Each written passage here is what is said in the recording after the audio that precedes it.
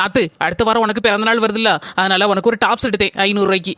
Thanks அண்ணி. பிரிச்சு பாருமாக்கா, நல்லா இருக்கான்னு உங்க அண்ணிக்காரி ஆசையா வாங்கிட்டு வந்திருக்கல.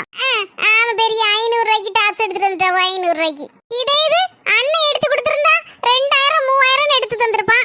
உனக்கு என்ன நடந்துன்னு தெரியுமாடி? சின்னம்மா எங்க கிளம்பி நிக்க? வேற ஒண்ணு இல்லைங்க, நம்ம நாத்துக்கு அடுத்த வாரம் பிறந்த நாள் வருது பாத்தீங்களா, ஒரு துணி எடுக்க போலான்னு நினைச்சேன். சரி போமாங்க. சின்னம்மா என்ன பேசுத? போன வருஷம் வரைக்கும் நம்ம தானே எடுத்து கொடுத்தோம்.